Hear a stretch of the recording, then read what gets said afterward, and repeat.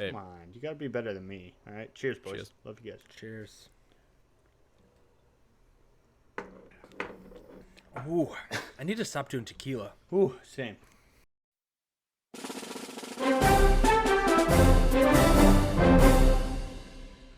Welcome back to Podland. I am one of your co-hosts, one of three. My name is Ian. I'm joined alongside my buddies Nick and Jason. Nick is from the same state that I'm in, and then Jason is across the country in California. But, Nick, you're going to vouch for me here. Today it feels like California outside. So It's 80 degrees. I So- got a little sun. Yep. And And sun kissed today. Jason, we're rubbing this in your face, okay? Everybody, welcome back to episode 10 of Podland. It's good to have you here listening.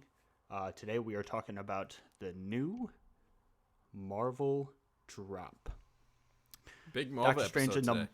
Yes, big Marvel episode. Doctor Strange in the Multiverse of Madness premiered late last week. I'm sure a lot of people still haven't seen it, but just a quick fact that I read today is it did very well, and it's second to No Way Home in the pandemic Marvel era. So, but how are you guys doing? How's your week been? I feel like it's been forever since we talked. It has been. It feels. It's. You were saying that when we jumped on. It's only been a week, but it feels so much longer than a week. I've had a pretty good week. I'm transitioning jobs, so I'm kind of in this weird in between. Yeah, I meant to ask you about that. Yeah. You're You're currently just a- unemployed, is what you're telling us. No, I'm employed. It's just kind of. Your only source of revenue is the pod. That's right. That's right. We get about 3 cents an episode. Wait, you guys are getting paid? Yeah, Oh, no, man. it's I meant to ask you about that because in our chat, you were like, "Oh yeah, guys, like I may or may not be able to do it was like 2 weeks ago now at this point." Yeah, wasn't it's been Where you it's couldn't join us. Yeah, it's been a crazy couple weeks. That weekend was nuts. I visited my brother up in Seattle. Yeah, Joe Why- Biden. while Joe Biden I- literally said no Yes. in your face. Yeah, Joe and then Biden You had to walk away. Almost screwed me over. I got there. I got there eventually. And then that same weekend I was in Seattle, I was given an offer from this company I'd been talking to for about a month. So it was just like a lot of back and forth, and cow. jam-packed weekend. But that's been going on. I've been Well, playing. What's Oh, that? Yep. I've been playing a lot of I was- golf, which we talk about golf every pod. I didn't tell you this because I wanted to wait till on the pod to tell you this. But Oh jeez. but I did something that might set me apart a little bit from you guys in the realm of golf. You got an albatross? No, although I did get an eagle last Holy weekend. crap. First time Nick in a would while. give his right testicle to get an eagle. I got a birdie and I got a little taste. I need more. So I got a golf coach. I'm signing up for like a 25 lesson program all summer long, and I'm gonna have a golf coach that I see like every week for 25 is- straight That's weeks. sick. Yeah, Nick is jealous right now because he's been telling me like since the end of last season, like next year it's swing year. I'm gonna get a coach. I'm gonna fix my swing. The swing, I will say, I've semi rebuilt it in the last month. It looks significantly better than it does. Okay, good. And I think I'm gonna still get a swing coach in like June after I'm done moving. Okay. But yeah, is it through a club or something, Jay? It's through he works the coach works at this kind of golf coaching company. Okay. But my buddy uses him, and his game is massively different. In the first 2 months of working with this guy, his handicap has dropped like 4 or 5 points. His swing has just taken a complete 180 turn. I'm not, I'm a 9 handicap. I usually fluctuate between 8, 9, maybe 10, maybe 7, but around that range. Mm-hmm. So I don't think my swing necessarily is going to look drastically different, but for years since high school, I've been around that 8, 9 range, and there's nothing I can do to lower my handicap to the the low singles, and so I'm hoping this catapults me a little bit lower. Well, all the best to you. I still haven't gone out to a course yet, so Yeah, I golfed last weekend, so I'm excited. Ian, we need to do it soon. Yeah. Wheatfield. it's gotta be soon. Wheatfield. You played a golf course that I remember being Yeah. able to just gripping and ripping, because no matter where the ball goes, you're fine. It's just like a giant It was field. there are a couple holes that are wide open. Like if you can hit it onto the other fairway and then just hit it back over. Are you speaking from like actual experience or? No, the drives were pretty spicy, I will Okay. say. They went relatively straight. Okay. The iron game, that was another story. That was still so funny, that first episode we did, Jason, and I was like, where do I know this guy from? We literally played golf together last summer. Last summer. All right, guys, we got trailers up. We have actually some huge trailers. We have the Obi-Wan trailer, which was not as nostalgic as the first one, but still, I'm very much excited. I don't know if that's a testament to how good Disney promotes their shows, because all of them have been, barely walking across the ice, honestly. But it's a limited series. I've crossing my fingers. Like, they brought Ewan McGregor back. How can they mess this up? Are you guys excited? Nervous? In the middle?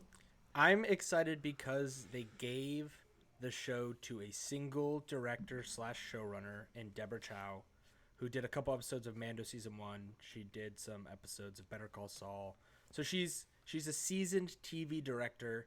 I hate some of my least favorite Mando episodes are when they switch directors and it's just like you can feel the fluctuation in quality a little bit. Yep. I like when there's one, especially for it's 6 episodes. Like, it's not a gonna be like a super long running show. I like that they gave it to one person. I liked what she has done in Star Wars thus far. Yeah. Feed me Obi-Wan. I'm excited. Jason? I'm cautiously excited. I think that the new trailer is fantastic. What I like a lot about what they've shown us so far is the fact that they haven't shown us much at all. Yeah. It's been It feels like it's the footage is from like maybe the first or second episode.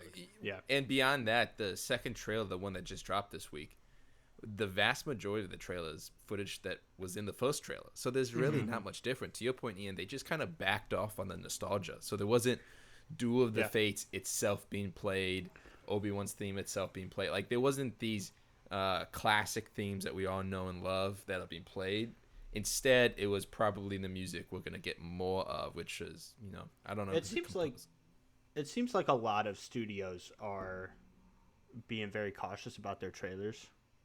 And we'll talk more about the because I have a couple thoughts on which is a good trend. I like that they're starting to release trailers not as far away as the release dates, so they're starting their marketing push a little bit closer to the movies, which I think is a smart business move. But also from just a fan perspective, I enjoy not seeing a lot of a movie before I go see it. So limiting that time limit or that zone of marketing is good.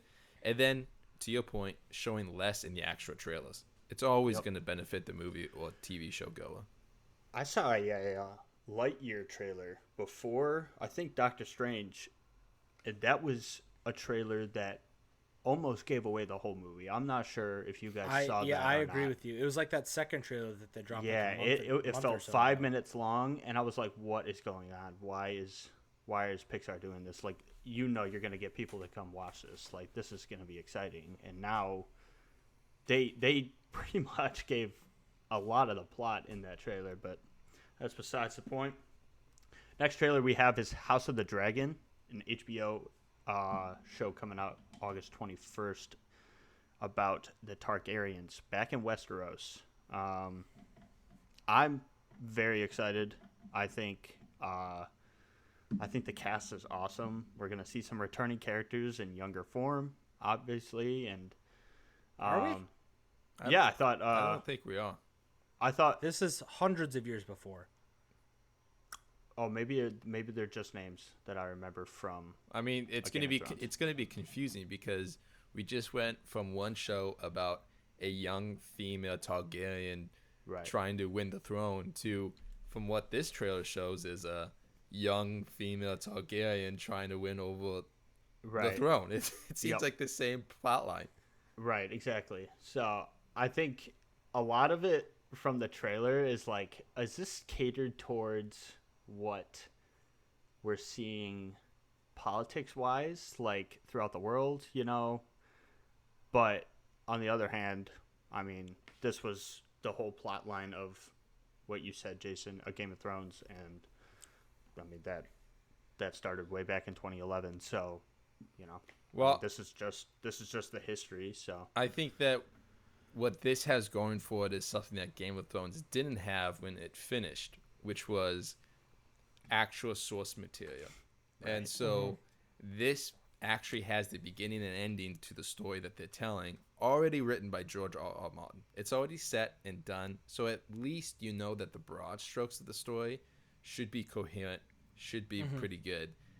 Unlike, for those who don't know, Game of Thrones, the last couple seasons were beyond the books. George R.R. Martin still hasn't finished that story. And I don't think he ever will. I don't think he will either. I think he's gonna die before he finishes it.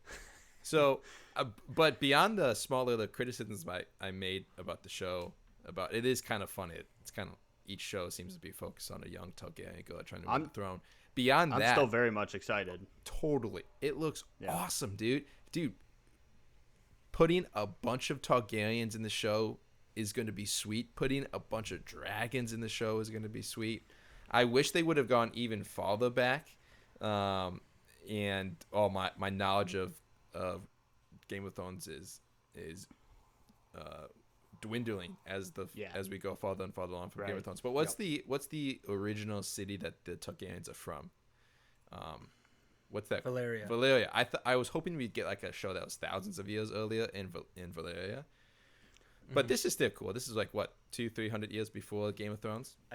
I don't hold me to this, but I think it's 300. I think it is. Okay. I just am I'm gonna looking up hold you right to now. that. It is I'm 300. gonna hold you to that. I swear I thought I heard familiar names, and maybe they were just because Game of Thrones characters were talking about them like in past tense, just bringing them up in conversations. These are ancestors to all the characters that we've right. For sure. So I'm really okay, excited Nick. about from an actor and actress perspective. I'm really excited to see Matt Smith. Me too. I'm a big Matt Smith fan. Do you think he's gonna turn into a vampire? and then dance in the bathroom? Nick, what were you gonna say, bro? From just like the look of it, nothing has ever looked as good medieval wise that's as right. Game of Thrones. I forgot you And- just ripped other studios' new Like ones. every time I see I'm gonna put Amazon Prime on blast because Wheel of Time and Lord of the Rings, the Lord of the Rings trailer did not look half as good as this just technically looked. Yeah. Like the cinematography is great. HBO does a fantastic job with just the look of these medieval shows. Wheel of Time looked like garbage. It was like a CW show filmed in Idaho. I don't know. It was just so gross looking. That's one thing. Maybe it's just me. If a medieval show looks terrible, it completely takes me out. I'm completely The Last Duel. unimmersed. The Last Duel was just the coloring was weird. It looked fine, but Did it? if the cinematography looks great, I'm excited to re-enter Westeros. Bring on the dragons. It's weird. It's weird that the Game of Thrones show, it's being marketed as having the highest budget of a TV show of all time. Yeah. And I mean, I'm House of Dragons, I'm sure, has no small budget, but it looks, to your point, Nick, infinitely better than the Lord of the Rings show. Yeah. Wheel of Time, I think its budget was $80 million. And It looked like it was $80. Yeah. Great. It's a good story. For those of you who have read the books, go watch it. I think it's great. I haven't read the books, but I've heard it's almost similar. So, but yeah, House of the Dragon looks phenomenal, and I wouldn't go as far as saying that every other, website does or streaming service does medieval bad, but HBO does have a significant leg up because they've made one of the best medieval time shows that honestly has ever come out, and so they already have a leg up above the competition. Jeff Bezos is just getting his hands into TV shows. Okay, so let's give him some time to, get adapted. Okay. Yeah. All right, last trailer, guys, and this one is another trailer that just gave us little shots, little peeks at everything. Didn't give us any sort of a story or whatnot. We know there's going to be blue people, but we got a teaser for no, Blue Man Group actually. We got a teaser for Avatar: The Way of Water, but as Nick likes to call it, Avatar: The Water World. I'm very excited about this, and I told a couple people today actually, asking if they have seen the trailer yet, and they're like, there's another Avatar movie coming out. And so that basically, I think, summarizes everybody's thoughts, but I'm very excited. I think it looks phenomenal, and you just got to give James Cameron credit just for devoting like the last 30 years of his life doing this franchise. Right? Yeah, roughly. Pretty much. He hasn't done anything other than Avatar in like 20 some years. Exactly. So, what are your guys' thoughts? You guys excited? Yeah, I thought it looked great. It played before Doctor Strange, so seeing it on the big screen was cool, and then watching it on my phone at my desk at work was also cool. Yep. So I tested it out on a big screen and a small screen. Looked Do a great medium both screen times.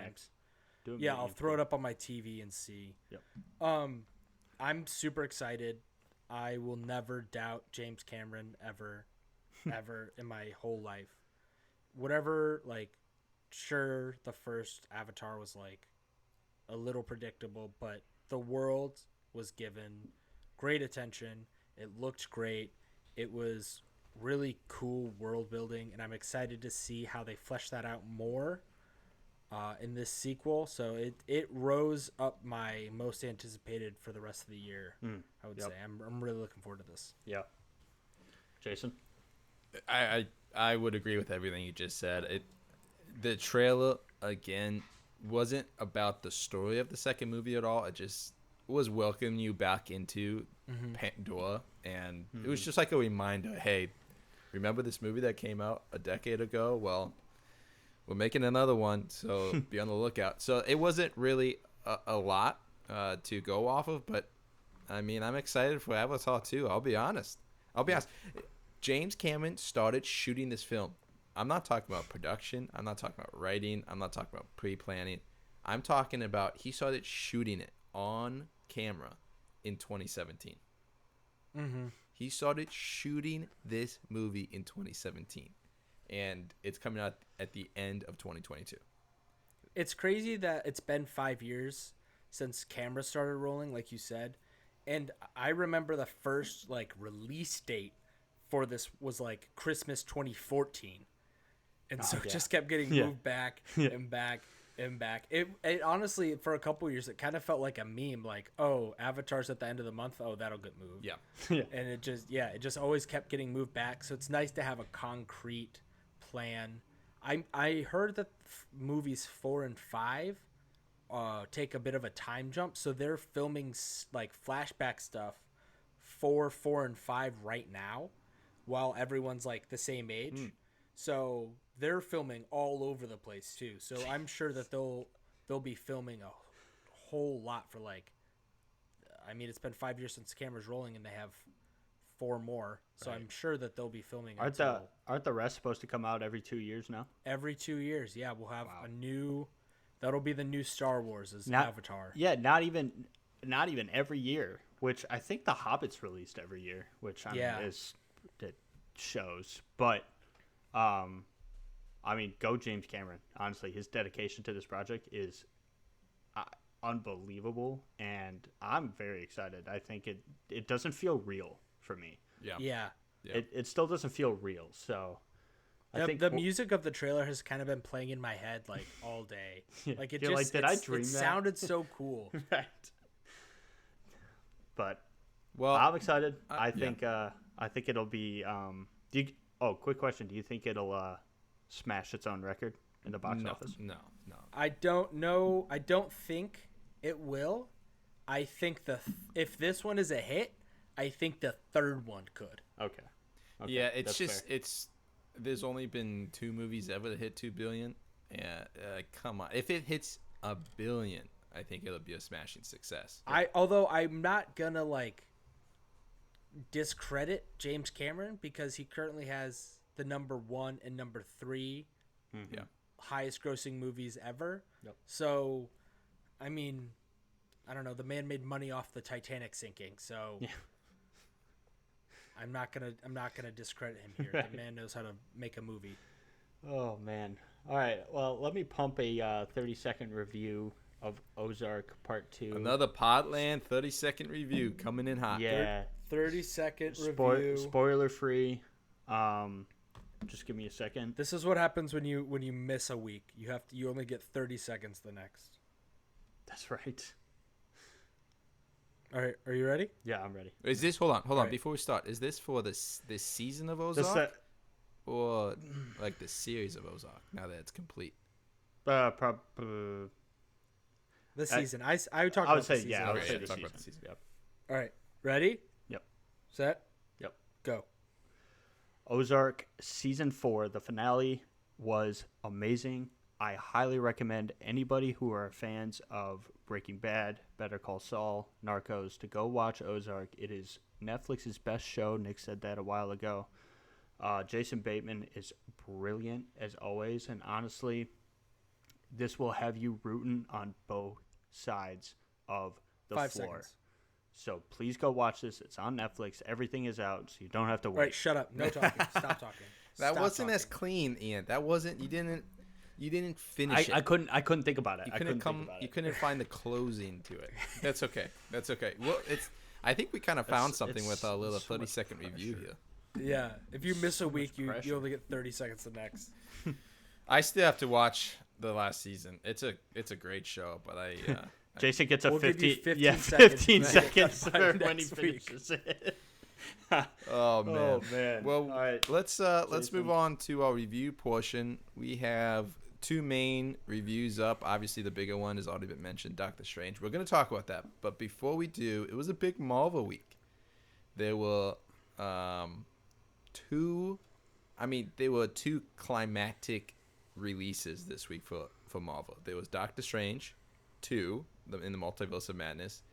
But first, before that, we had the season finale of Moon Knight. So we've talked about Moon Knight a few times on the pod, usually just in the ending remarks about what we've been thinking about each episode. But we're going to look at Moon Knight as a whole. We're going to review the whole season, which is also the whole series, right? This is just a limited series. They're not making a season 2. Maybe. It's up in the air. I've read conflicting stuff. I think if they do, it probably won't even be for a while. I think they're viewing it as a limited series for now. Well, thank God. And we'll think about what will happen later on. But Moon Knight, we've been talking about it. Ethan Hawke plays the villain, the antagonist in the show, and then Oscar Isaac plays multiple protagonists in the show, as his character has multi-personalities, and so he plays Steven, and then he plays Mark. So a quick synopsis of the show, as always, provided by Mr. Stites. Stephen Grant discovers he's been granted the powers of an Egyptian moon god, but he soon finds out that these newfound powers can be both a blessing and a curse to his troubled life. Man, Nick, you have a way of copy and pasting from IMDb. Very nice. Nick's got a nice way of just pressing right click. So, Yes, sir. so Ian, let's start with you. Give us your overall thoughts and review of Moon Knight. I enjoyed it for the most part. I'm just gonna say my rating right now, 3 stars. I gave it 3 stars. I enjoyed it for the most part. It did start off strong, I think, and then kind of just dip down just a little bit into a shallow dive. I think it kind of lost itself towards the end. I think Oscar Isaac was brilliant throughout. I think they underutilized Ethan Hawke. He had a very promising story after episode 1, and by the end he was a nobody, and we were just tired of seeing him at that point. And then Oscar Isaac, I don't know, he played a very conflicting role. He almost felt like he was hostage on this show, I think, but even so, he gave a great performance. And I'm usually a fan of like ancient Egyptian stuff, and I was really excited going into this, and I can say that overall that ancient Egyptian theme stuck pretty well, but I think it got a little messy towards the end. I think Marvel's cutting too many corners when they're making these shows. I think they have more than the budget to actually send somebody to a field of wheat and reeds rather than CGI them in a studio room.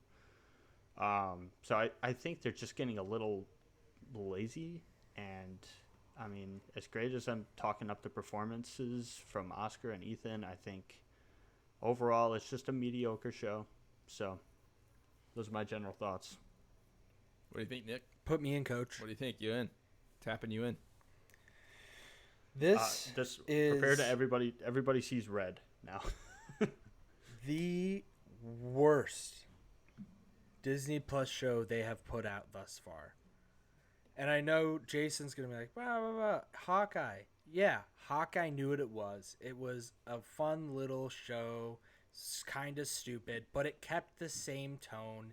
It was better paced than this shit. Moon Knight is one of the most boring shows I've ever watched in my life. And it is just because the writing is all over the place. Like, they couldn't pick a path. Like, they never fully went with, like, his personality stuff. Like, it was there the whole time, but I felt like they could have really gone more with it. They never really followed Ethan Hawke much. He was, like, fine. He was a really half-baked villain, which is surprising because he had a really cool couple of first episodes.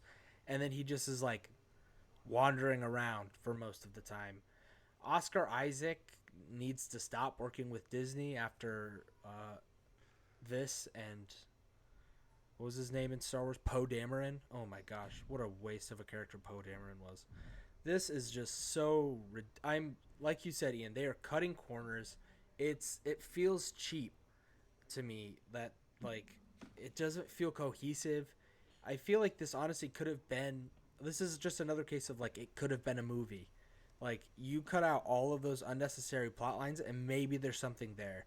The action really didn't work for me. He fought like a CGI dog half the time, which was like, okay.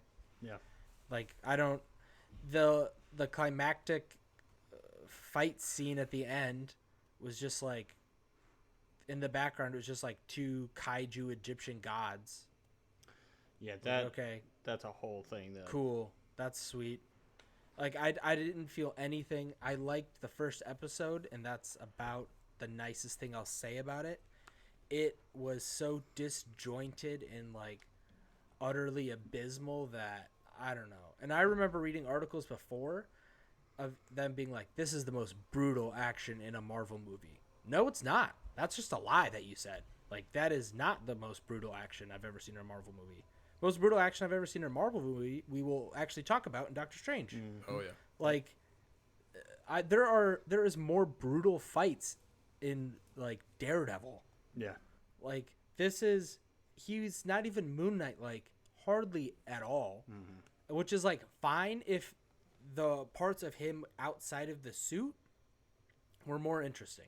Mm-hmm. It just felt half-baked all the way around. The story I didn't care for.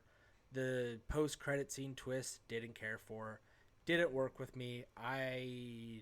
We'll get to ratings and rankings towards the end, but not a fan of good old Moon Knight. Once again, I have to come in into these conversations and be the rational person and the defender of a objectively not great show. So, Nick, your review wouldn't you claim that I defended this mediocre show? Ish? A little bit, but not as much as I'm about to do, which is frustrating because if you just look at Moon Knight in a vacuum, it's not a great show. It's not a great show, and it's not a great show because, and very specifically because, its ending is so poor.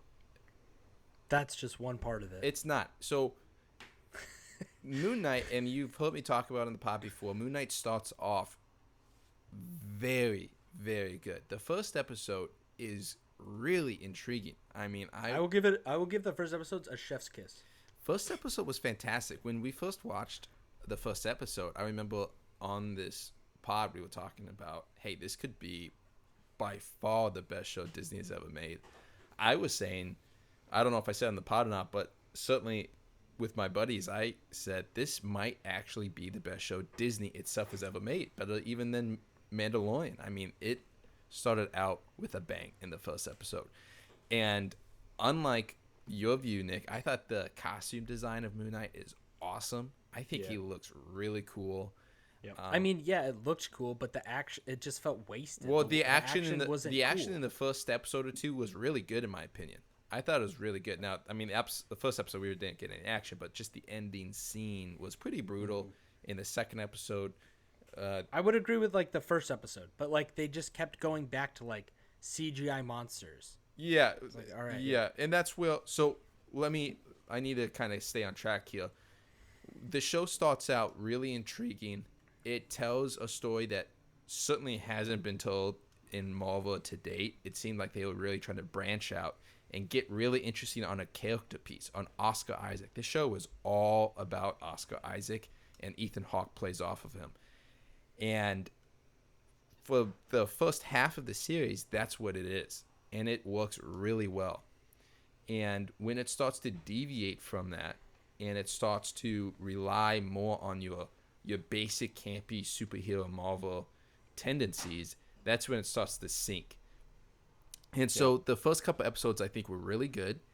And then the next couple episodes, it kind of started to sink into that kind of cliche superhero show. And so episodes 3 and 4 were really disappointing to me. It's like, oh man, we're going back down this train again. And then at the end of episode 4, I don't want to give spoilers away, but then at the very end of episode 4, it takes a wild twist. It takes a wild twist and turn. And I was like, I agree. And I was like, I'm back in it. Like, whoa. I was kind of getting really frustrated with episode 3 and 4. I kind of agree. I thought that I would be back in with that twist. So it had that twist. I'm like, man, I'm back in. This is crazy. This is really great. It's maybe my frustrations of episodes 3 and 4 was intentional by the showrunners. They almost wanted you to feel that way, and then it hits you with this twist. And then I thought episode 5 was a really good episode. I really enjoyed episode 5. It doubled down on the twist of the episode before. It really delved into some really weird things. Ian mentions a scene from it. I'm not so caught up in the CGI theater reads versus the practical theater reads, whatever. But the episode as a whole was really interesting, really good. So heading into the finale, just again for context and to summarize, I liked 3 of the 5 episodes a lot. I was getting scared, but episode 5 redeemed me. It redeemed Moon Knight. And I was like, dude, if they stick the landing, this is going to be awesome. And then you hit play on the finale. It's the shortest episode of any of the episodes. And it's like, okay, interesting. How are they going to wrap this all up? And all of the uniqueness of the last episode, all of the great setup it gave, focusing on Oscar Isaac and Ethan Hawke as a character piece. It just went right out the window.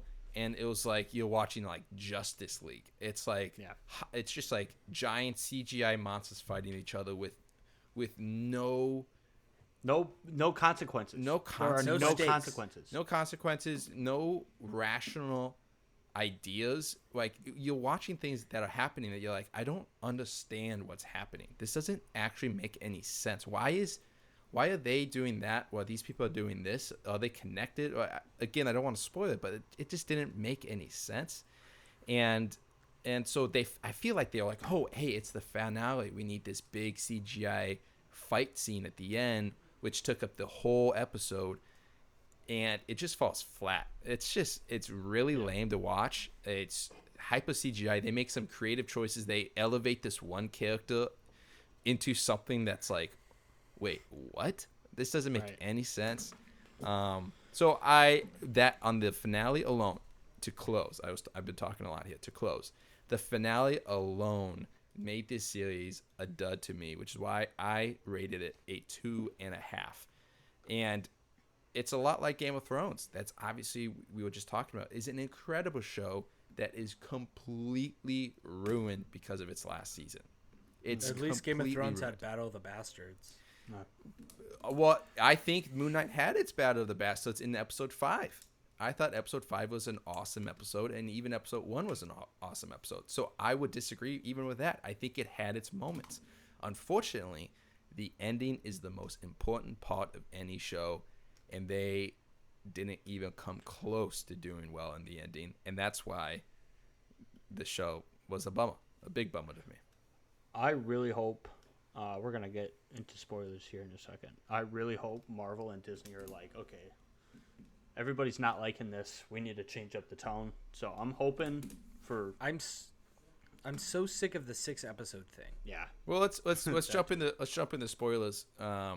There's not a ton of spoilers, and we don't have to spend too much more time on Moon Knight. But hey, spoiler warning.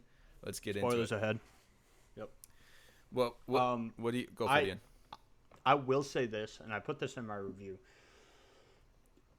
The part where Steven in Moon Knight form, he's in his suit, and then you got Mark and his with the tattered rags and the hood and whatnot. When they were using each other back and forth to fight Ethan Hawke's character, that was awesome. That's what I wanted from episode 2, 3, 4. Okay? That's what I've been looking for all along, was that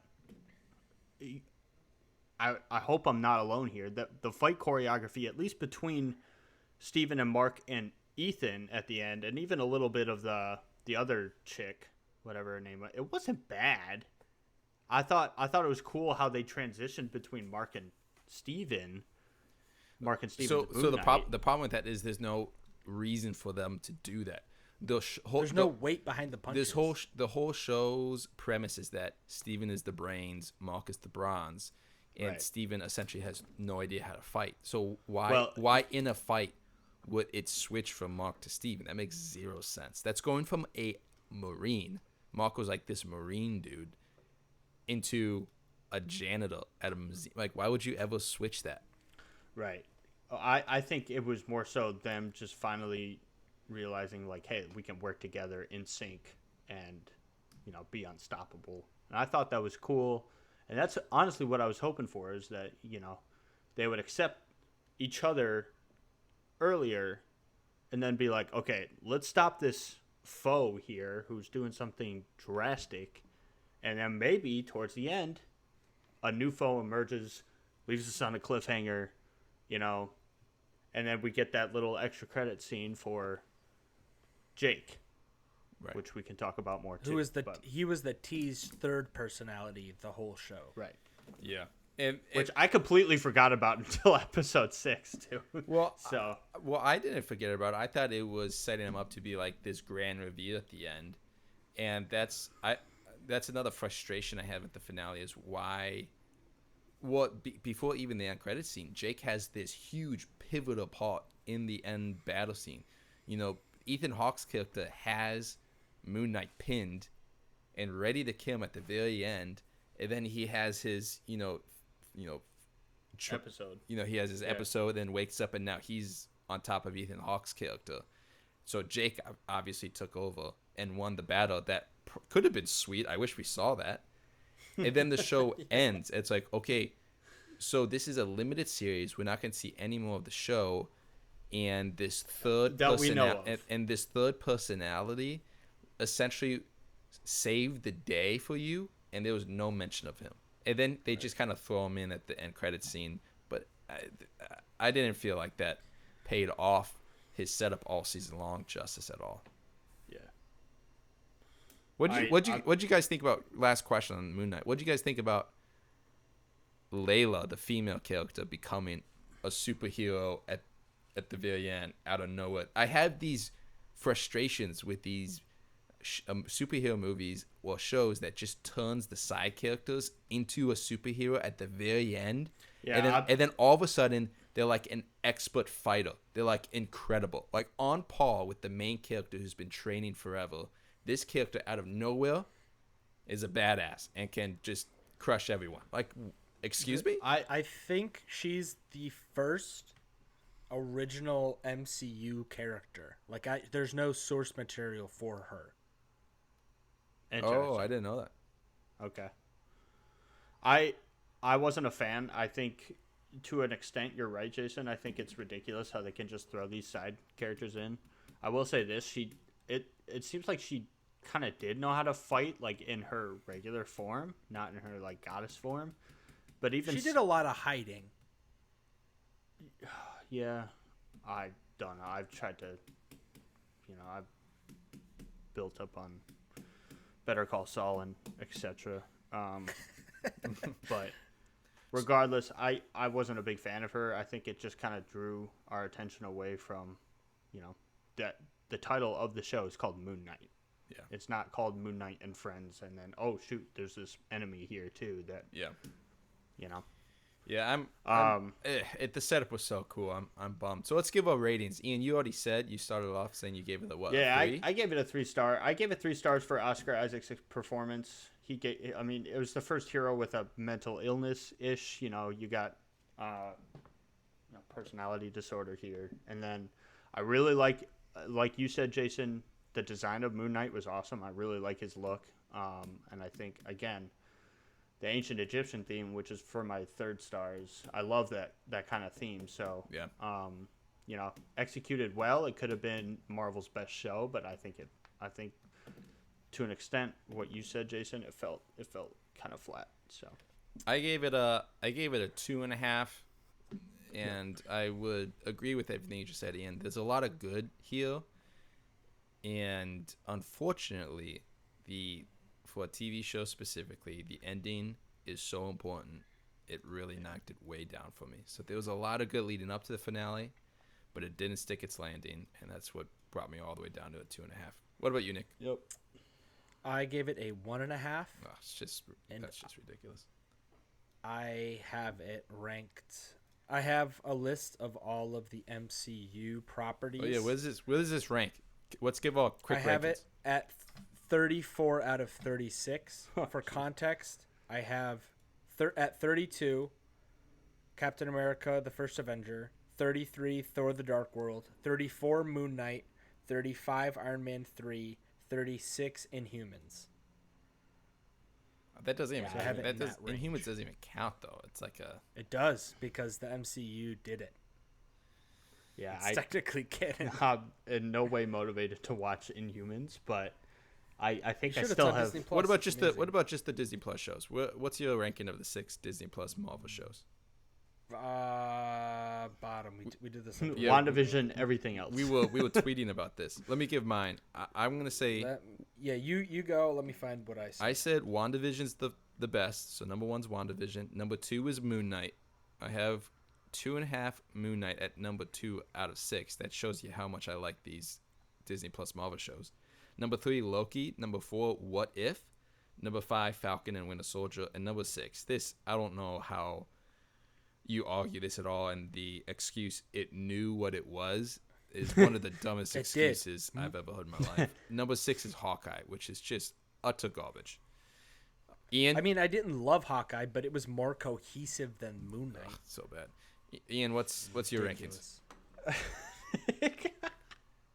Well, I'm like you guys. I put WandaVision on top. They started really strong with that show. Yeah. Honestly, like I think they kind of shot themselves in the foot with starting with WandaVision. But WandaVision, then Falcon and the Winter Soldier. I think I like how the ending is in that show. How it, I'm not gonna say it actually. Loki, and then Moon Knight, then What If, and then Hawkeye. So, Shocking, yeah. shocking. You have Falcon and the Winter Soldier so high. WandaVision, I have 1. Loki, I have 2. Loki thus far has the best finale out of the Disney Plus shows. I don't know. I like WandaVision's finale. I did not like WandaVision. Yeah, I did not like that it just turned into a CGI fight after it was like, I don't know. Didn't like it. We're not going to get into that. Yep. Loki 2, Falcon and the Winter Soldier 3, which Falcon and the Winter Soldier is milquetoast. Like, it's just like a nothing show. Milk Cool toast. last episode, I guessed, but like, it's fine. What If, some banger episodes, but like overall still had it below. Hawkeye 5, so I think I still gave Hawkeye like a 2 out of 5, which not good. So Jason, you think that I gave it like 5 stars. And then Moon Knight 6. I think I made a comment on my tweet when I ranked them. At the end of the day, none of these shows are great. So we shouldn't spend any more time on this. We've already given it a ton of time. So let's wrap it up on Moon Knight. Yeah, Disappointing let's move on ending. to- We've all agreed on that. Let's move on to the meat of the episode. Yeah, here. let's go on to the big Marvel release this week, and I think it'd be fair for me to say that hype for this movie was huge. Mm-hmm. A lot of hype for this movie going into it. On par, I'd say, as the hype for Spider-Man No Way Home. Nope. No. I would disagree with that. I disagree with you because I had no hype for Doctor Strange and I had all the hype for Spider-Man. Okay, well, you're Nick talking was, about Nick you. was sending me gifts of Spidey people like a week out, and Well, he was sending me no gifts you're- of Doctor Strange what you- or Benedict Cumberbatch. What you're doing is just talking about your own personal lived experience. I mean, I'm Well, saying that's the only experience I can tell you about. Okay, so Doctor Strange in the Multiverse of Madness. Obviously, we got Benedict Cumberbatch returning as Dr. Stephen Strange, and then Elizabeth Olsen as Wanda Maximoff. Nick's great copy and paste job from IMDb synopsis of the movie. Well, I want to preface it because I want to talk about this synopsis because I like to copy and paste the synopsis every week so that there's context. This synopsis isn't the movie at all. Like it's the craziest, like it's just false advertising. So go ahead and read it. Well, okay, yeah. okay. What's we can dig into the synopsis line by line after I read this. So Dr. Stephen Strange casts a forbidden spell that opens the doorway to the multiverse. Hold on. There's no way this is the synopsis. This is the IMDb. This is like I looked up several places. This is the description for the movie. The one on Letterboxd is way better. This is definitely not. Oh, okay. We'll talk about Letterboxd this. We'll might talk be about their this. own writing of it, but But that's fine. But okay. Let me finish All right. this. If this is the official, it's the official. So Dr. Stephen Strange casts a forbidden spell that opens a doorway to the multiverse, including alternate versions of himself, whose threat to humanity is too great for the combined forces of Strange, Wong, and Wanda Maximoff. Hold on. So hold on. Let's be careful with spoilers here, gentlemen. Let's be careful with Okay. spoilers here. But like that's I will agree. That's not like non-spoilers. I feel like we can say that that's not You're the right. movie that we saw. You're right. Yeah, that is This pretty is the far. top synopsis. That's pretty far-fetched. On Letterboxd. That's not. So Okay, can I read? Or on IMDb? Can I read Letterboxds really quick? yeah, go for it. Doctor Strange, with the help of mystical allies both old and new, traverses the mind-bending and dangerous alternate realities of the multiverse to confront a mysterious new adversary. That one's true. That one's a little better. It's not- That one's a little better. I still have some thoughts on that, but let's continue what you were No, gonna I say. mean for those, if you want to keep it non-spoilerly, that's a great synopsis. That's way better than what IMDb has. Okay, so let's just dig in here. I'm gonna give Ian you the first crack at it. Non-spoiler review here. Just tell me about your experience going and seeing it, your initial thoughts coming out of it, your thoughts after dwelling on it a little bit. Give us your full Initial go. thoughts going in. I was excited. I wasn't excited as I was going into No Way Home. I think No Way Home is a better movie, but I was still very much excited for this. I thought the first Doctor Strange that came out, what feels like an eternity ago, was a good new take into what the MCU had kind of already shaped up to be like. They were using heroes. There was a lot of fists going on. Nothing really, mystical about it. And then you get into Doctor Strange 2016, and you're like, wow, this is different. I kind of like this. And the theme of everything was, oh, go see Doctor Strange High. It's very trippy. And I will say that this Doctor Strange, this new one, it just throws in a new element, just like the first one did. It's brutal. It's absolutely brutal and kind of dark. And I enjoyed it. I think it probably shaped to be a very different movie than what we were originally advertised as. That doesn't make it any less. It doesn't make it worse by any means, but I think it's still very much different than what we were promised. But I think, spoiler free, I think it's worth a watch. If you're invested this far into the MCU, I definitely think it's worth a watch on the big screen. It still looks great. And I mean, Sam Raimi's back. Like, that's got to count for something. I know Nick is secretly jumping on the inside over there, but I don't know. There's a lot of controversial stuff in this, and we'll get to it. It's kind of, I'm still trying to wrap my head around it, but right now I would recommend anybody to go see it. I think it's worth a watch on the big screen. And yeah, those are my thoughts. I can't say anything else, honestly. Nick, want to crack at it? Guys, Sam Raimi's loose again. That's awesome. I know I just mentioned that I wasn't like super excited for Doctor Strange and the Multiverse of Madness or whatever that was called.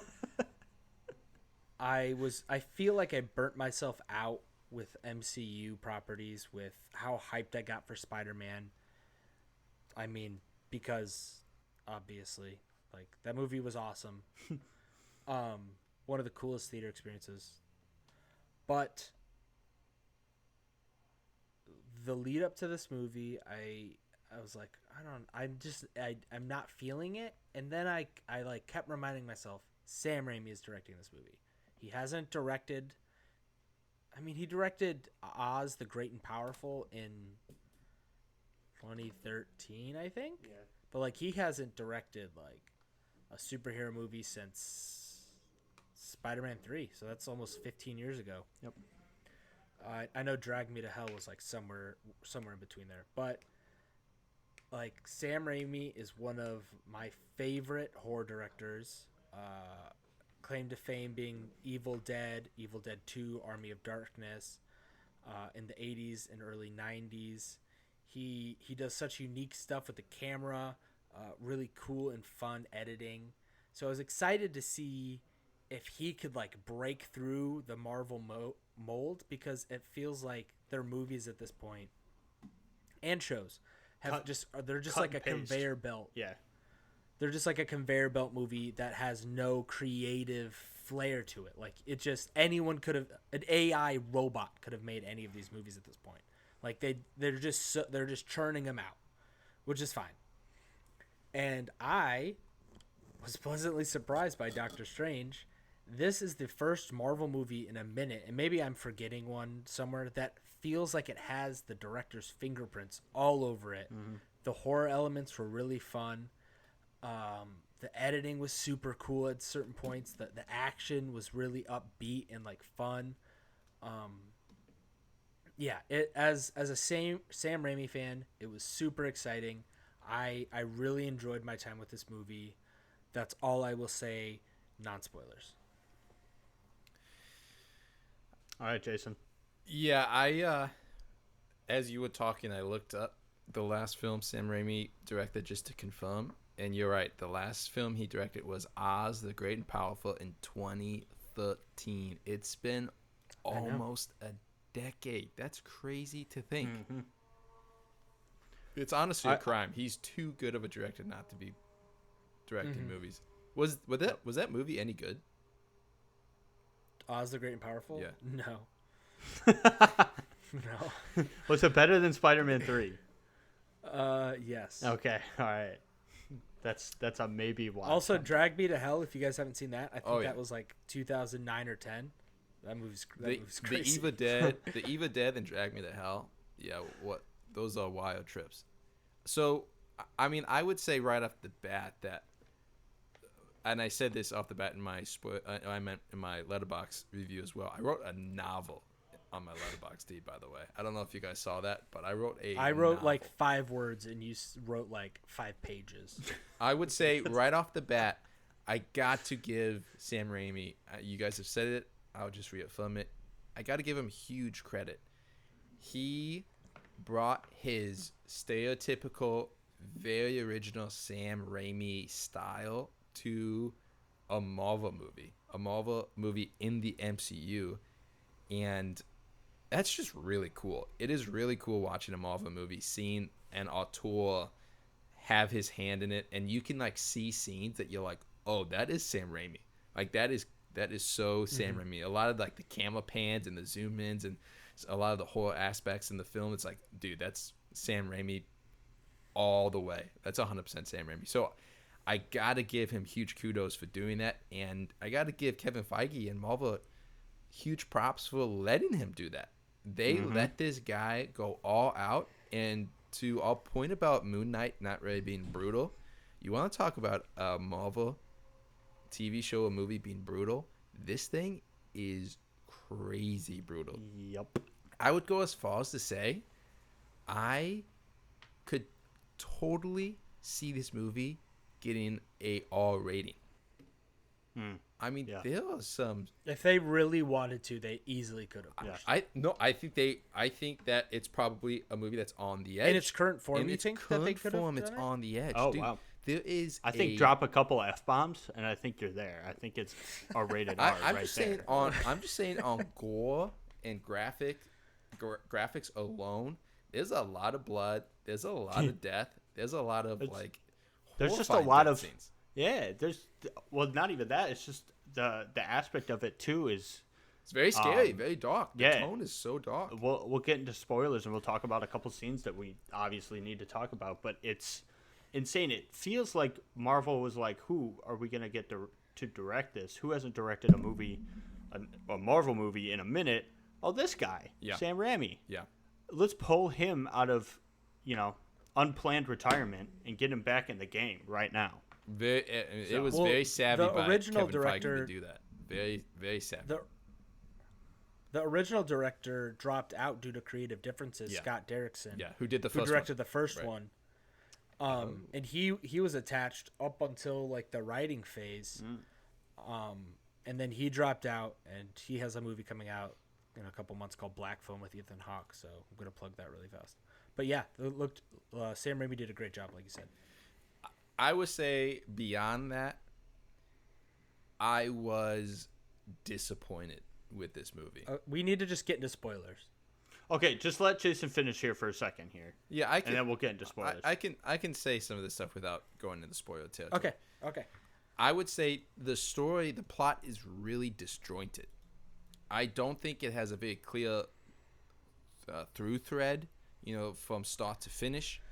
I feel like the writing of the actual characters was not very strong. It felt lazy. The writing felt lazy. Too often while you're watching this film, you have on one hand this feeling of, hey, this is some crazy stuff going on. I mean, they're really diving into the weirdness aspect of Doctor Strange and the multiverse.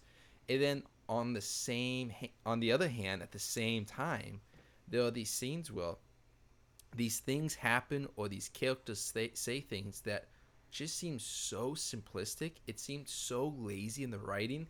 it's like a coincidence every 10 minutes. Like this random coincidence would happen. And it's like, oh, look at that. This thing just popped up. Hey, here's a MacGuffin out of nowhere that just was introduced seemingly with no reason or motivation. It just, here it is. It was almost like they were writing this, and maybe the director switch caused some of this, but it was almost like they were writing this. They're like, hey, we're kind of stuck. How do we get this story from point, C to point D? This movie and they're like, suffered massive reshoots for the third act at a certain point. And I'm not here to make an excuses of Rye. I'm just telling you what the end product was. And Sam Raimi made a comment in an interview recently that there was supposed to be 30 more minutes of the movie that was cut out. So, holy cow! He said there was 30 more minutes.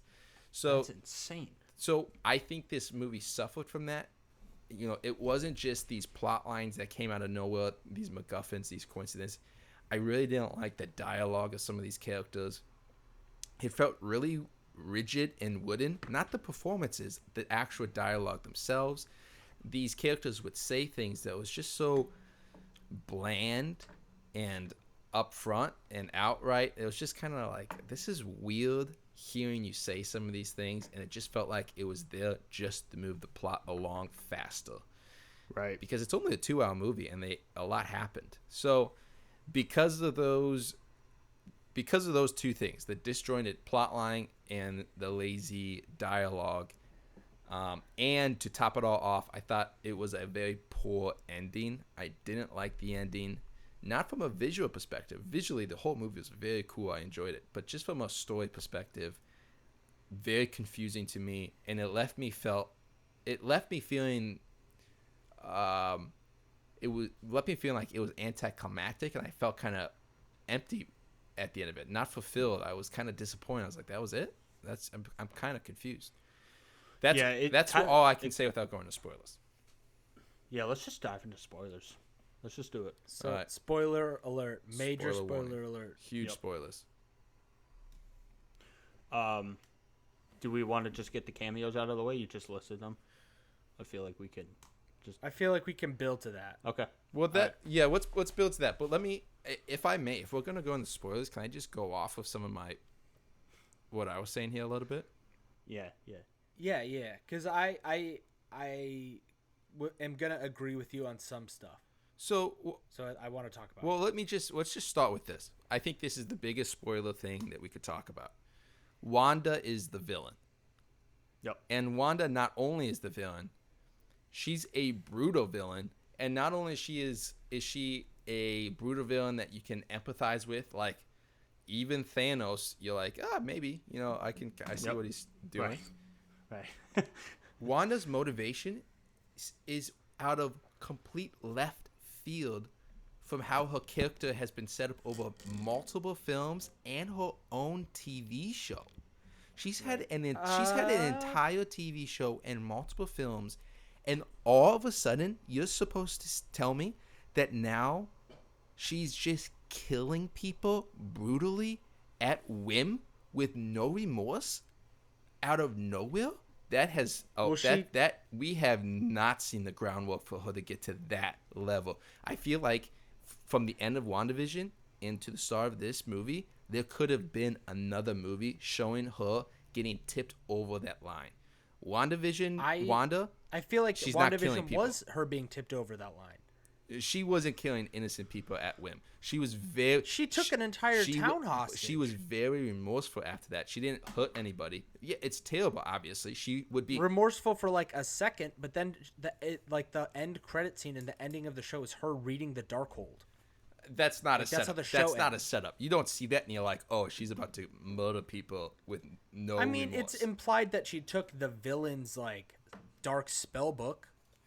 You see, this is another weird MacGuffin that was introduced in the movie. It's like, I certainly didn't know this, but they're like, oh, if you have the Darkhold, it's going to grab hold of your soul, and now you're going to be bad. It's like, oh, okay. I guess, is that the reason? She just shows up in the first 20 minutes to whatever the magical castle of these wizards are. I don't know what's it called? No, it's... What was it? Minas Tirith? Yeah. He shows it. She shows up the Minister, and looks at Gandalf and just kills people, and it's just like, whatever, dude. Stop. Like I couldn't buy into the movie right away because of that. I'm like, this is super bizarre, and it had no payoff, no explanation. I have something. It kind of piggybacking off of what you said. My issue with Wanda is more the pacing of the first act, because the first time she's introduced, Doctor Strange goes to get help from her and have her help with the situation. And she's like, "Oh, just kidding. I'm the bad guy." And he's like, "Oh crap, I just told you the plan." And then that was like it. Like the first act was so ridiculously One of many fast. coincidences. One of many It was like coincidences. it was insane how fast the first that's like my main gripe is like the pacing was a little disjointed, and especially in that first act when they you could tell stuff got cut out and they rushed towards the showdown at the magical castle that we're blanking on the name. I think it's my turn to tap in. Go for it, Ian. I'll say this. Let's make fun of. I'm still on this whole IMDb synopsis here.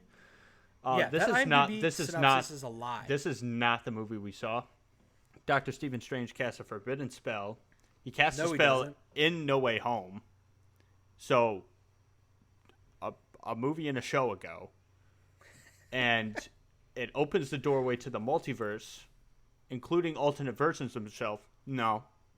Whose threat to humanity is too great for the combined forces of Strange, Wong, and Wanda Maximoff. No. I wouldn't even go as far as saying it's too great for the combined forces of Strange, Wong. I wouldn't say that. I wouldn't say that because how the movie ends, clearly it's not. But it also says in the letterbox synopsis that mystical allies help Doctor Strange here. No, they don't. He gets help from one person, and I think it's the most ridiculous character ever set up. America Chavez. We need to talk about her.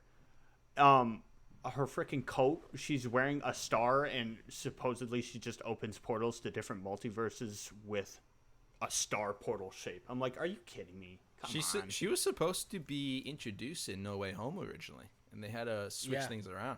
I have no idea. Nobody tells me anything anymore. And then it also says an adversary that is new and mysterious. No, it's not.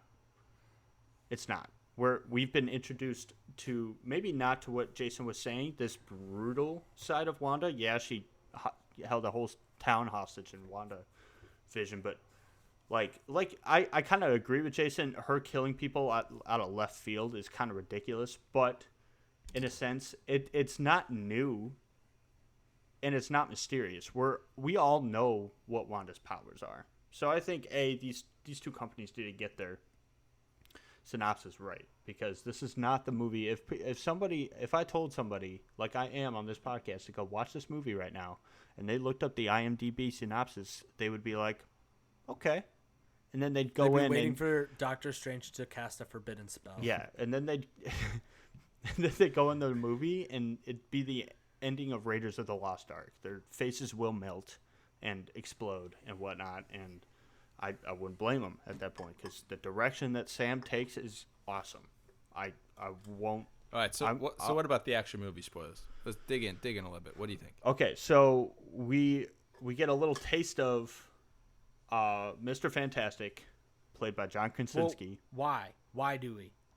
Because, yeah, you can't. Actually, I don't know why. Because Kevin Feige. Wants to. Because Kevin wants to. He wants to. Why? Well, I'm trying to give story beats a little bit. Okay, well, hold on. Just jumping straight to. I have to pause you here. I have to pause you. Okay. I may have to enter the clip from last week.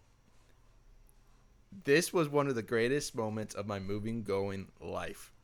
I stayed away from all spoilers. I didn't know anything. Oh my God, okay. I didn't know anything. And I was telling people John Watts leaving Fantastic Four is not a coincidence.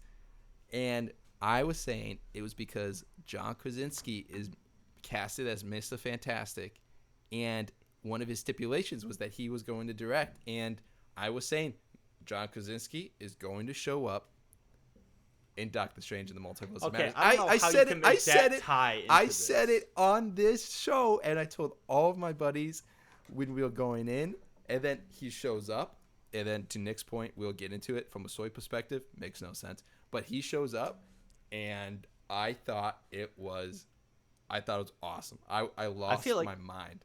I feel like Nick has something that he hasn't shared with us as to why Mr. Fantastic is in this movie. So Nick, please indulge us. No. I was pushing back because I wanted to introduce, story-wise, so set up why the cameo, because the cameos are in one section of the movie. So Doctor Strange gets captured. I can't even remember what by, but he's put in these magical handcuffs and he's put behind this glass. Mordo drugs him. Yeah. They go to another dimension that has another universe, a crazy version of New York. Yep. Well, there's a pretty cool sequence of them falling through different dimensions and different. That was cool. The world design was awesome. Mm-hmm. So the paint world was kind of funny. Yeah. That made me laugh. But basically, him and America Chavez get captured in this alternate world of New York. They're put behind these glass cells where who is running this testing center? None other than, what's her name? Christine, right? Christine, Rachel McAdams. Yes. And, of course, Strange is like, oh, you got to let us go, multiverse is in danger, yada, yada, yada. And all of a sudden, he's being summoned by these robots that are, what are they? Multiverse. They're multiverse Ultron bots, right? Mm-hmm. And so he's led up to this room by these Ultron bots to none other than Professor X, played by the one and only Patrick Stewart, which is awesome. So I think everybody who watched the trailer saw that was coming. I think everybody had that solid prediction going in. We see the subtle motion of a guy wheeling his chair in. But then we also have Maria Rambeau playing Captain Marvel. Captain Marvel being played by Lashana Lynch, who is Captain Marvel's friend in the Captain Marvel movie, where we have Black Bolt played by Black. How do you pronounce that name? He's reprised by Anson Mount, but Black Bolt's name in the comics is Blackagar Boltagon.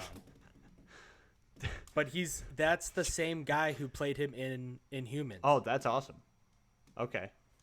Then we have Peggy Carter played by Haley Atwell, which if you saw Marvel's What If, the TV show, the first episode is Peggy Carter as Captain Carter in an alternate world. Instead of Captain America, it's Captain Carter, which was awesome to see. I think her character looked a lot like what we saw in What If, which was so cool. Yeah. And then John Krasinski plays Mr. Fantastic, which, honestly was weird to see for me. I don't know. I'm still trying to wrap my head around it. But, yeah, that's the setup. Ian, what happens to these characters? They get invincibled.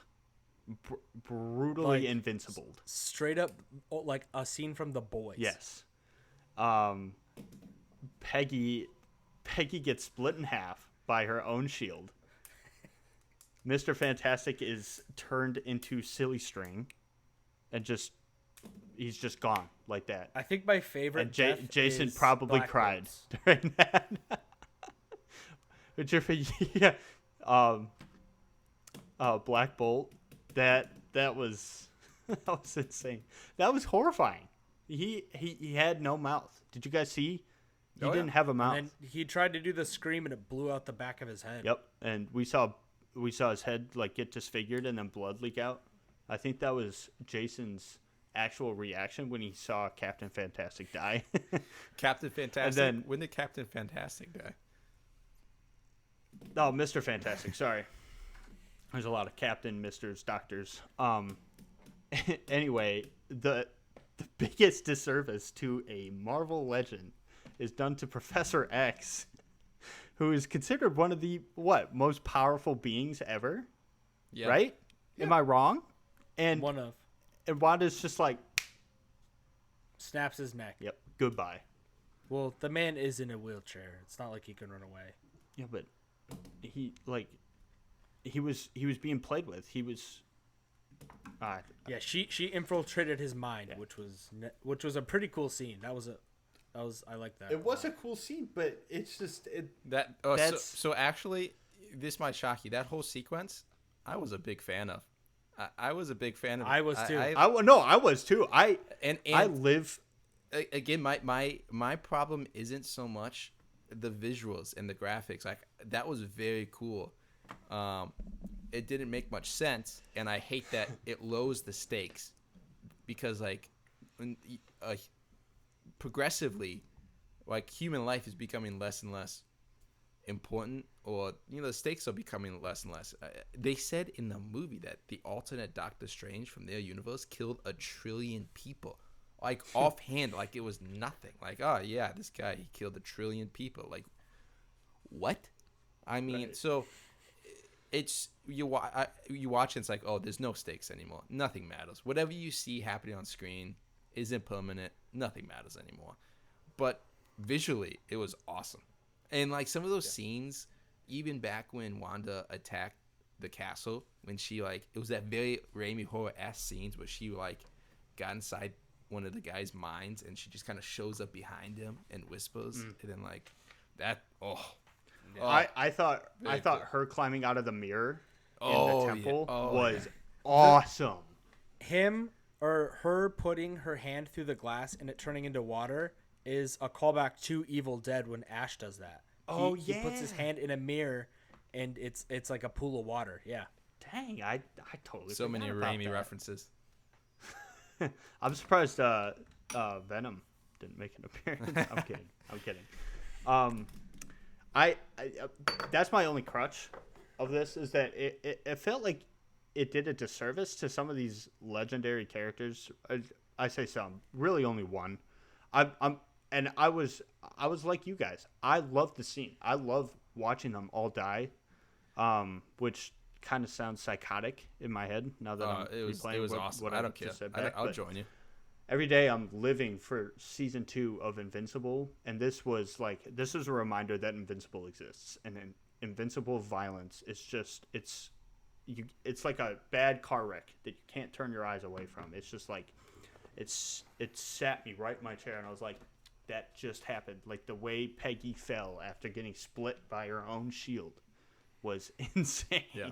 I actually don't think, though, back to your comment about it being a disservice to those characters, I think one of the good things about having no more stakes, which there's very few things, it's frustrating, but one of the good things about that and having all these universes is you can show things that are really cool and unique that you otherwise couldn't. And so this is this one universe, is Professor X. Who knows how powerful or how important this Professor X in this one universe is, which is frustrating because, again, it lowers stakes. But what's cool about it is you get to see it. You get to see Wanda, who maybe in that world wasn't as powerful as we know her to be, and so that's why the Illuminati group didn't take it very seriously. And then she just shows up and just obliterates They everyone. called themselves the Illuminati. They call themselves the Illuminati, which is, it's what they were called in the comics too. But whatever, Still so funny. whatever. I thought that stuff was very cool. If we're talking about a disservice to a character, again, I'm talking about Wanda and the disservice to her character. But I thought that whole Illuminati sequence, as much as it lowered the stakes of the Marvel Cinematic Universe and how much it didn't make a whole lot of sense visually, very cool. I love seeing John Krasinski as Mr. Fantastic. That was awesome. Hey, that's one of those fan castings that people dog on movies for, or the fan servicey moments that people dog on movies for. That one, I loved it. I was like, it's so clearly just giving the fans what they've wanted, and I love it. I thought it was awesome. But do you think he's gonna be in the Fantastic Four movie? I don't know. I think so. I think so. But I could. Are you less or more confident in seeing what they did to him than you were like last week? More confident that he would be in the movie? Yeah. I would say so. Yeah, I would say so. I think it would be tough for moviegoers to then go watch a Fantastic Four movie with someone else as Mr. Fantastic. It's the landscape of comic book movies is already so confusing. I have people confused about. I mean, but there are different. Like, there's a different version of Captain Marvel in this, and I don't think people are going to be. No, but it's the same actress. We've met these actresses in previous iterations of the movies. That's fair. John Krasinski is the first of that group. John Krasinski is the first actor that is brand new, and the reason it worked is because the fans know who John Krasinski is, and the fans have been wanting him in this role. So that's why when he shows up, it was like this big reveal that if it was just some random actor, it wouldn't have gotten, the reaction it got. But because it was John Krasinski, everyone instantaneously was like, yeah, and that oh my gosh, he actually did it. It's John Krasinski. That was another great theater moment too. Oh, and, everyone in my theater freaked out. I mean, I freaked out more than anyone. I was clapping. I thought it was cool. It was a cool theater moment. You called your shot. Seeing him as Mr. Fantastic, he's the dumbest Mr. Fantastic ever. Again, he was very dumb. Again, that's not John Krasinski's fault. This is what I was feeling about every character. I felt it was really poorly written. You cannot put that on John Krasinski. He was in the show for 2 scenes, and his lines were not great lines. It was very bland, like everyone else's lines. It was very, very basic. Just wasn't. It was less sold as him as Mr. Fantastic after seeing it than, like, if they recasted it, I think I would be happier than if they brought him back. That's just blasphemous. Oh, you would take a random director and a random actor over John Krasinski playing him, and John Krasinski directing after his 2 movies, A Quiet Place, him directing his first big time movie. Oh, yeah, there wouldn't be any dialogue, dude. Okay. This is frustrating. This is so frustrating. Let's talk about something that maybe we can agree on. America Chavez. Let's get into her real quick, and then we can wrap up here because we are climbing on time nothing. We're pushing an hour and 15. Yeah, I didn't like the character. I didn't either. I don't know, Nick. Do you know if is she in the comics a lot, or? She is in the comics. Her powers are pretty much the same. She's from like a utopia planet, like we kind of saw. Yeah. But I'm not like super familiar with her. I just think her. I mean, it was hilarious. See, like every time they would say her name, it was like, "Come on, America!" I was like, "What?" Yeah, for real. She's wearing this. Have you guys ever star seen coat. Team America World Police? No. Never mind. Then that's a reference that I'm not even gonna waste on you guys. But every time that they said America, a song from that movie was like playing in my head. The character is a lot like these criticisms I've had about just random things used to move the plot line along. Just like that book. What's the counterpart to the Darkhold that they were trying to get to? Whatever that book is, they're trying to get to the good book opposed to the Bible. The Bible versus the Darkhold.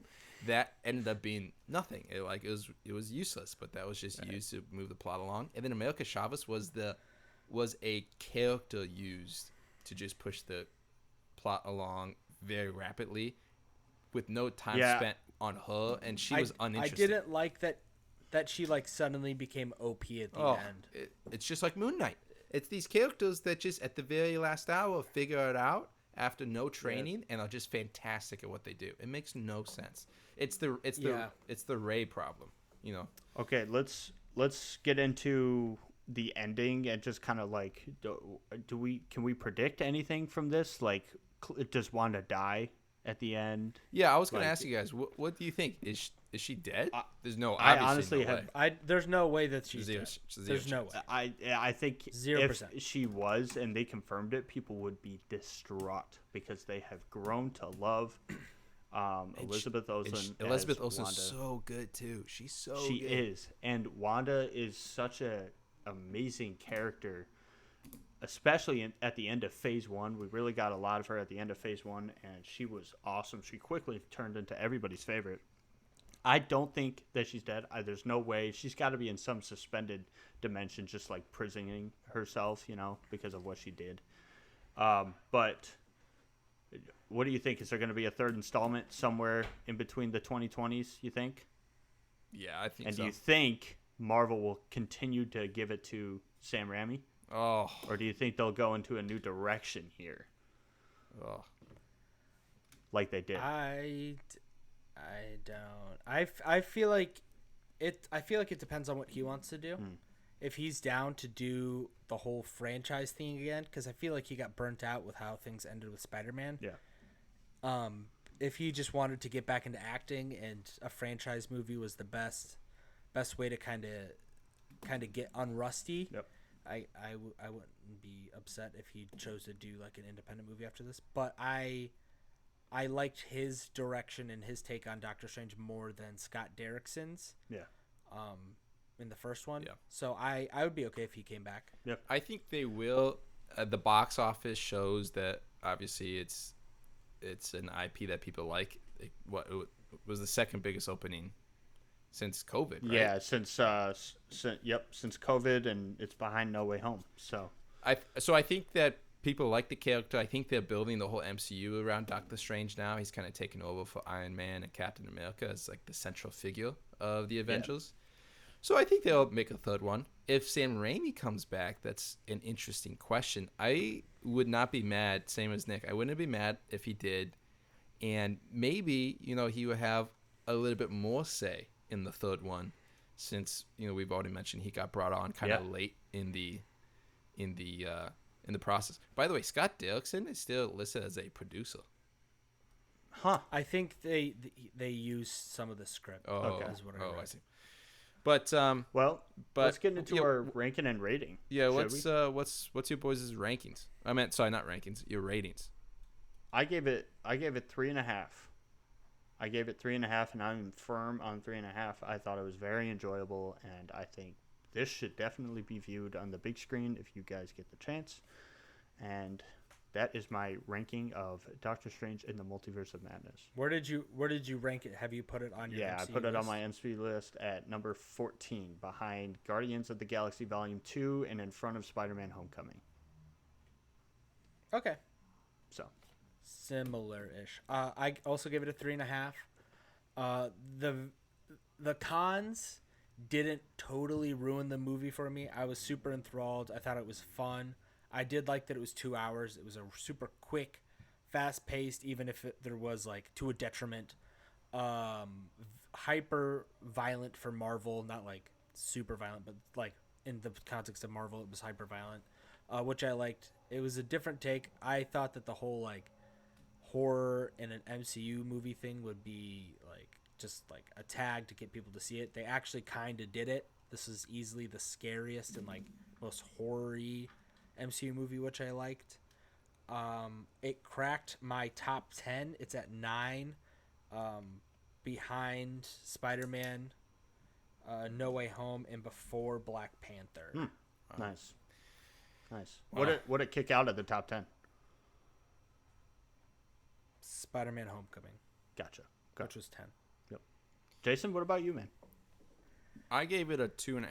I view it almost identically as Moon Knight, just in terms of how I remember these films. I remember, just like Moon Knight, there were a lot of great ideas here. Sam Raimi crushed it, and to your point, Nick, actually doing a horror movie, it was super cool to see a completely different tone or shift. So I like the setup there, and I like the visuals. I liked seeing the weird alternate universes. I loved seeing Wanda just destroying people. That was awesome, and I really enjoyed the horror aspect of it. I just like that. I just like that quite a bit. Unfortunately, I won't get into it all again. There was a lot of the other things that way outweighed it for me, and I left. Yeah, I don't think we even covered half the stuff. We could have had a 2-hour show just talking about Doctor Strange. So I put it at 2.5. If I didn't put it in my rankings, but if I will, it would probably be high teens, honestly. Okay. Maybe even 20. I don't know. I need to do that, but I'm not super stoked to go watch it a second time. You know, it just kind of felt to me. Yeah. All right. Well, let's. All right, Nick, you want to clean us up? Clean us up, Nick. Let's close up. Yeah, we have a couple other shows that wrapped up this week. Well, no, Jay, one you've been didn't. watching- One didn't wrap up. Remember? Sorry, that's an inside joke in between us. One has not yet wrapped up, but Jason's gonna give us his thoughts on the episodes. Winning Time and Outer Range this week. Ian and I both finished Outer Range. I thought it was solid, super fun first season. I hope it know gets it was renewed. on my recommended a couple weeks ago. I thought it was a big hit for Prime, which they're kind of desperate for hits outside of like The Boys and Invincible. I really liked it. I hope it gets renewed for season 2. If you like Yellowstone, I feel like you would like. Isn't it just a sci-fi ripoff of Yellowstone? Essentially. I wouldn't say it's a ripoff. I mean, like, the ranch thing is like the only connective tissue between it. I hope it's Restaurant Ranch. I'm sorry. What do you think of Outer Range, Ian? I loved it. I'm with Nick. I hope it gets a season 2. I think Josh Brolin is brilliant as always, and I can listen to that man talk for eons. But he plays a very solid role, and I think Nick and I were just talking about this before we started this episode. I think it ended very uniquely, and that's, ultimately, I think, what people are going to remember and want more from. So I love it. I highly recommend it. So Jason, go watch it. Okay. I think I will. All right, good. And HBO's Winning Time. Have I mentioned Winning Time yet? No, you haven't actually. Winning Time did wrap up yesterday. Have you guys even started it? Oh, I know, Nick, you watched a few episodes, but I watched a few episodes. I read the book, and I fully pivoted, and I watched the Magic Johnson Apple TV documentary instead. how was that? Okay. I haven't watched that one yet. Really cool. They I think I mentioned it last week or 2 weeks ago. They like filmed some aerial shots of Lansing, which was cool to see. Oh, that's sweet. Did you see the giraffe in any of those You did areas? not see the giraffe. No.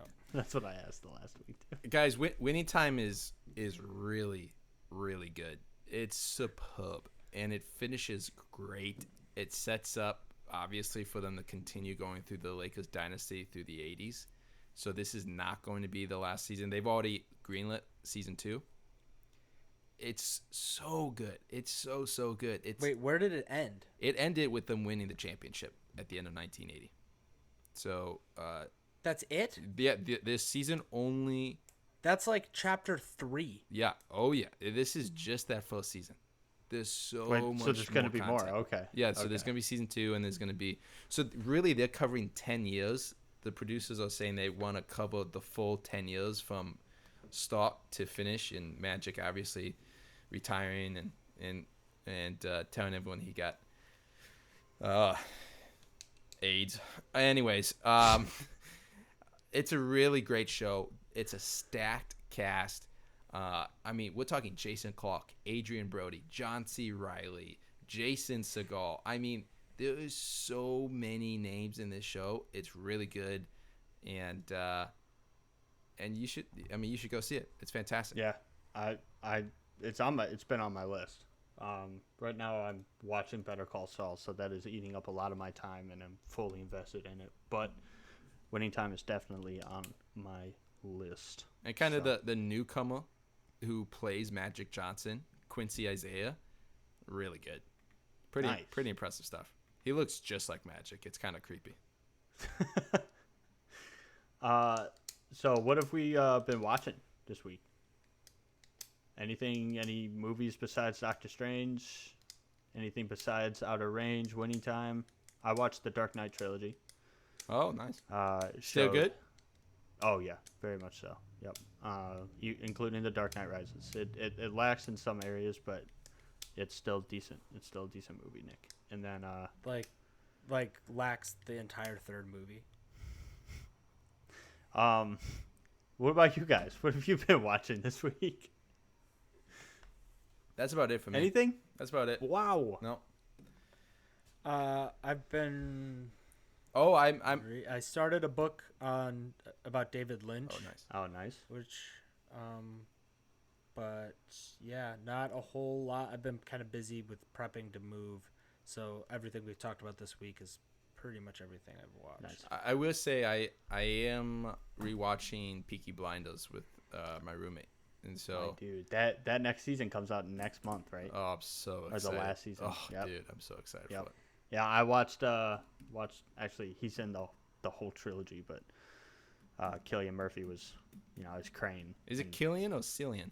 It's Cillian. Killian. It's Cillian. I've done my research. Okay. It's Cillian. Fair enough.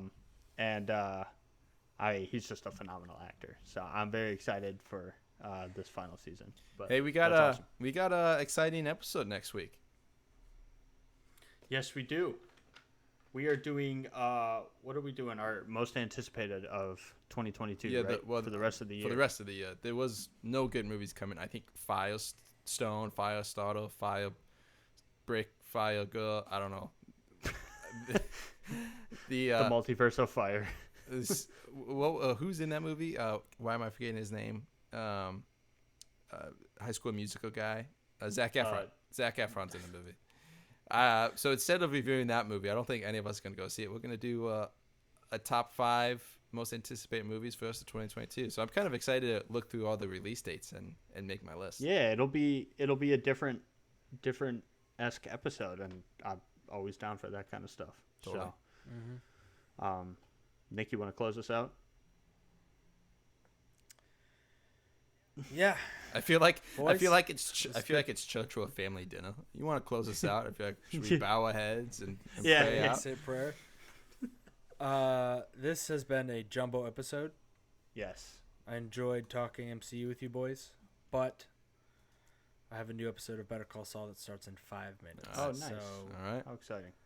I will talk to you guys later. Excited to talk most anticipated next week. And with that, Podland signing out. Love you guys. Love you, Mom. Love you, Mom.